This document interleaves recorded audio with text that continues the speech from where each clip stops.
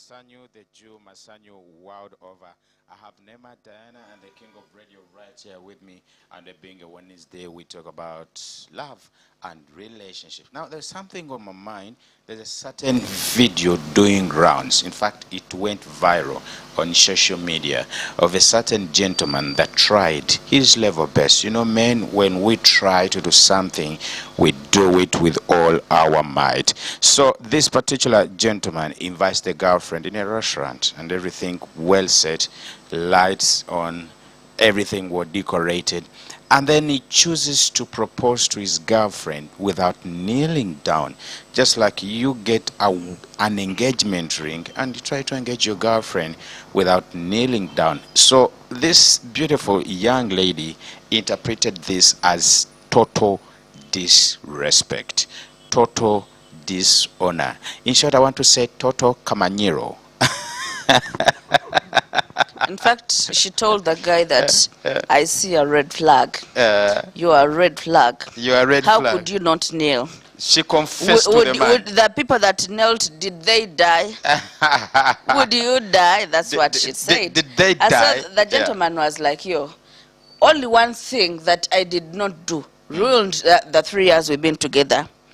The well-prepared proposal. Proposal. The good person that I have been, yeah, the kind of money, gifts, and everything that I have done for her, just not kneeling down, and you call it has rendered everything I've done useless. Let me have this particular clip from the producer, and we get to see what exactly we are talking about. I don't have to kneel down. You have to go on your knees. Why are you raising your voice? This is just a proposal. Every single thing about you. No, but wait a minute. Why don't you just go down on your knees like other men do? What's your problem? Why are you shouting? You're embarrassing me. Why in public? No, don't tell me that. How will you tell me to kneel down? You know where to find me. Hello guys, I've been getting so much of hate comments concerning my video about the proposal that's like trending on the internet. Some of you said I am proud, some of you said I'm a red flag, that the girl was saved. I don't know, you guys like said a whole lot of things. So I want to like ask you a question. So those of you that were like saying shit, I literally do everything right for this girl. There's like nothing that I don't do right. I do every single thing right. So the fact that I couldn't kneel down to like propose to her, does it mean that I am a bad person? Like, you guys should like think. So because I didn't kneel down to propose to my girlfriend means that I'm a bad person. So every single thing I've been doing right has like been cancelled. That's just one thing. Okay. Even if I did not kneel down to propose, so was there enough reason? Was it like enough reason for my supposed wife to like embarrass? That is my guy. That is the boy child trying to bring everything to light. Because after the backlash, the comment section, the video going viral, and the girl child is blaming the boy child for being insensitive, for being disrespectful, for being unconsiderate. So the guy comes through and asks, what exactly is my problem? Can I know my offense? I've been with my girl for 3 years. I've literally done everything good. I've literally been trying my level best. I'm the one that has organized this proposal, this engagement. The only thing that I've not done is kneeling. How am I a red flag? If you're in a relationship with your guy and everything is running smoothly, and then you probably get to that point when the guy is trying to propose to you, and then he does not kneel down, but everything is on the dot. Would you mind that? I think people have preferences. And when you're dating someone or when you're in a relationship with someone, you don't own them. It's not that you should dictate what they do, how they do it, and when they do it. Just like the proposal wasn't by force. He chose to do it by himself. And so is kneeling. He had an option of whether to kneel or not, and he chose to stand. Can you respect him for his decision? You get it? Because we are not about to force our ideas on everyone that we try to date. Even in marriage, there is free will. You get it? Someone either does something willingly or they don't, but either way, that is their what? Perspective. And that's the way they view the world. You get it? I would have no problem. Because then after kneeling for me, what do I become? Do I become a queen or what? You get it? Does anything change about me when someone kneels for me or when someone doesn't kneel for me? For as long as someone's love is genuine, someone cares for you genuinely, and they mean their proposal. But actually, the rest of the things, balloon, wakina flowers, don't matter. Does this person have commitment for me? For real, for real. That's what I am looking at. For starters, let's King. Now, not how smart he is, not how many people he invited, not the balloons that are up there, not, I mean, all of those things are additionals. Even kneeling is just an addition. King, you are a historian since you've existed since time immemorial, and and you are older than most of us here on set, and probably half of the population of the people that are listening to us right now. In your capacity as an elder, where did this culture come from of kneeling? The culture of kneeling is not Ugandan. Neither is it even African. It's something that, you know, we adopted in the movies because it looks cool. It's branded that it is honoring. You understand that? And we think that's the way it should be. And we think that's the way it should be. There are cultures where kneeling is very okay, but not for proposal for marriage. You understand that? Yeah, like there are cultures, very many cultures here in Uganda. You kneel greeting your elders. You go down to greet your elders. You honor them, respect them. I've seen very many times the President of the Republic of Uganda removing his hat off to greet elder people older than him. That's as a matter of fact, the President of Uganda has never greeted anyone who is older than him when he's actually standing straight. He does not do that. It is embedded in him. It is culture. You understand that? When you go to some of the Western cultures like the Batoro, for them, a boy child to kneel to greet an elder, it's normal. The Wachiga don't. The Wanyankore don't kneel. Regardless. Yes, some tribes. Yeah. They don't. You understand that? Baganda do kneel, but women kneel, not men. You understand that? So Basoga. So there's this culture space where kneeling is accepted. Now, when you look at this young man, I don't think he is even either Munyankole or any. But anyway, I don't know. But looking at his dress code, that kaftan, under no circumstances, if I value what I've put on, am I going to go down on my knees? When I know at the back of my mind that provision is the most important thing, and the gesture of me wanting to marry you, I am doing it. Without being forced. Nasoka namutuza nomutuzaako wansi. Okitegedde ne batuula namunyonyola bulungi. Nga tayagala fukamira oba kwogera naye nga amwesimbyeko. Okitegedde kye ngamba. So for him, kneeling was a very minor thing. Actually, there are some people who will never kneel. Actually, Munyankole will tell you to kushwera. Oluza sikuwasiza. Hey, tugende tutulayo kwa zadde. Ngono propose wedde. Chiwedde. Okitegere kye ngamba. Kasita connect, kasita teka abazadde mu sentence. Nedda yakugamba bugambye tofuza mukyala wange. Oza tofuza mukyala wange kuru. Oza tofuza mukyala wange. Gobe wali tandise ndo fumba. Nagamba ninkukuona. Ninkukuona. Ninkukuona. Na kushwera mbwenu. Bamanya okweyogeza mu nkweyagalira. So obo wedde. Tebadda mbyakwegalira tekaka. Ngugenda Jamali John Mary teya proposing ko. Teyakola ki? Teya proposing ko. Yagamba mukyala tutegeko kukyala tugekyali ku bazadde bo. Tewaliwo proposal.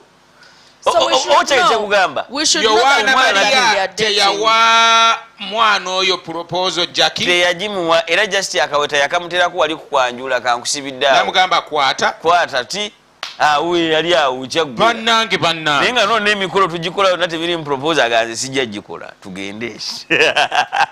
yakiriza dda okitege kyegamba wama nange nanoonya ekyanfukamiza waliwo bakola proposal for formality already omuntu mumanyi mukkiriziganyiza Yes. and they are willing to marry you, they're even willing to take you to proposal yaggwamu da proposal yaggwamu odetinze omuntu gwe ateekamu yakusabye n'okusaba jangu okyaleko ne mubakadde okoze omukolo omaze okukola omukolo gwa proposal otuuse ku venue mu bitiibwa byo byonna obyeyambudde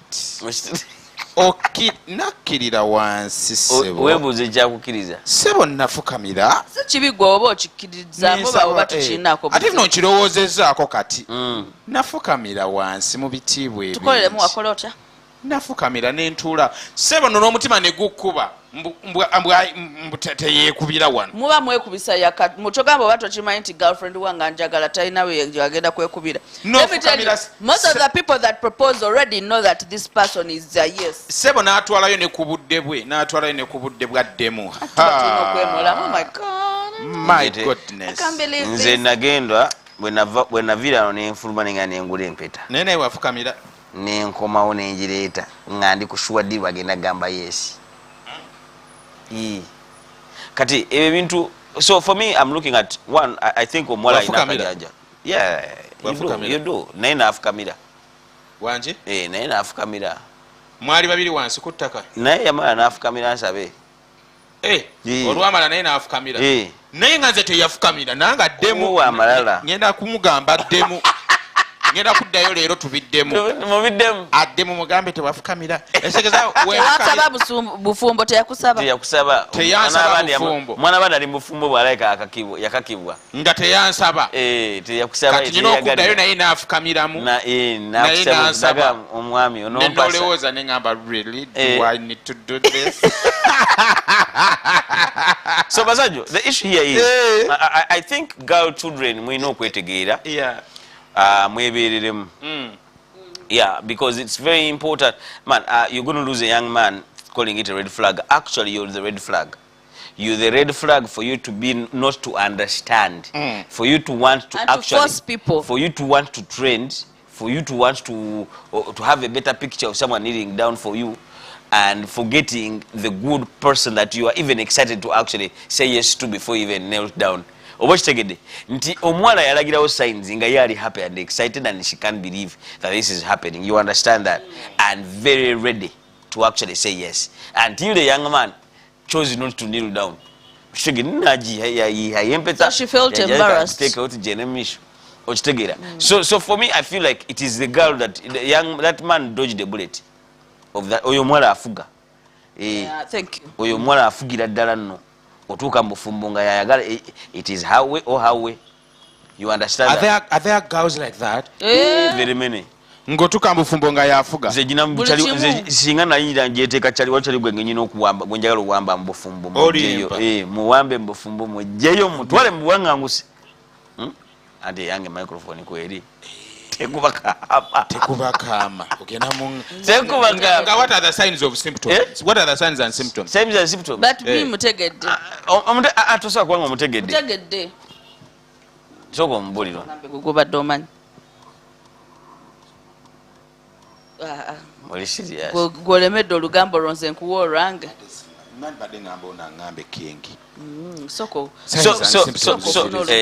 So I felt like I needed to rescue a brother. Mujje mu bufumbo mutwale kasupidi muwambe abulewo tugamba mwami yabula okitegedde ng'omukyala akola kikyamu. She's the boss. It's her way, either her way or her way, what she wants and what she decides and stuff like that. And then people feel like otuuka n'obanga oli wano nga because tiring. You understand that. So my brother, you dodged the bullet. Thank you very much for not kneeling and never congratulations. Kneel. Congratulations. Don't even think of kneeling. Don't even beg. As a matter of fact, me if I was that, I would just nandi chukidda abamu ku baba abawala abadde bakuta amasimu. Oshitegedde mwaloke nalabye ningamba kano. Oshuka n'okagamba gw'oyagala okukwasa. Walabisiza amaaso ga mubiri. Gaba ga mubiri agalaba. Masanyu n'abagamba ebintu by'omwoyo tebibeera mu bintu bya kulonda bakazi bakuwasa. Masanyu, I wasn't spiritual when I was looking for a woman to marry. When I saw her, I saw a beautiful thing and I was comfortable with it. there was nothing spiritual And about you knew it. you would obtain favor. Yes, and then the favor followed me after. Okitegedde. Katono gwe bafuga teyalaba beautiful thing. Yalaba beautiful thing, beautiful thing yamufukidde ekyawalulwa. I think yatya okuyimirira ku principles. Obufumbo buno kinga abasajja ab'edda bawangaza obufumbo. Tebalumbya kwegayirira. Obufumbo buno bwa kasavu kanyama. Bafumbo bannange okubeera omusajja ewaka funa timetable. Mulimu ennaku z'olina okubeera ewaka nga wejjako waya without anything. Ng'omusajja oteekewo embeera eyo nti you are the man of the house. Bakuuze kyosirike obeera awo nga wejjeeko waya weepanguludde amanye nti kati yoyo nyinimu. Kitegeera wokeera ku makya ng'olina ku baana keerako olunaku bonna bayise bonna bakubekubemu awo kumpya otabuke ogambe taata abadde kyatabuse ate osirike omala tulo osoma amawulire awo nywe kakyayiko awo obabuuze munampa ku kyayi tunanywa ku kyayi wano oyambale engoye ez'ofuluma ennyumba bweswi kati ate ennaku endala esatu obeerera avdaling. Obufumbo buno bwakubalansinga singa tobalansinga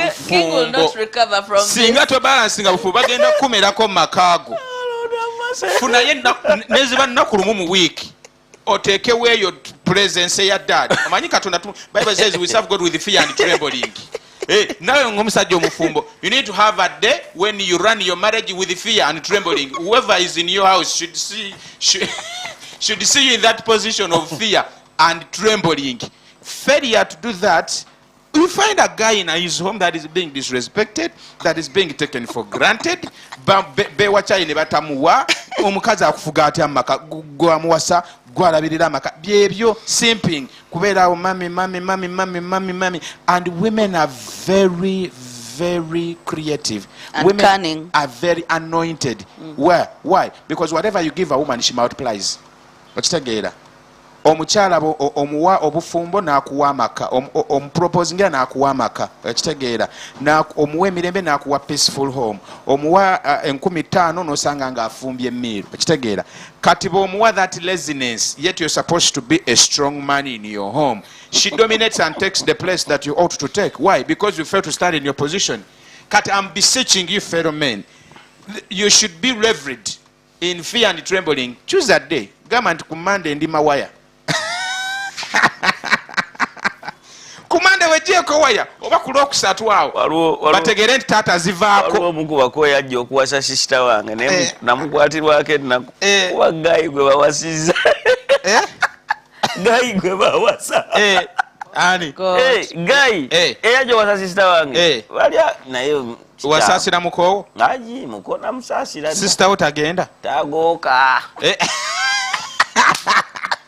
kati olaba ekintu ng'ekyateko kyeyogeredde munnange oyo abyogeranga nawe walayo ddala ng'omukoba muwasizza n'omukola mugamba weesibeza bbiri kino kyotto otutte muliro weewale kututaasa mu kibambulira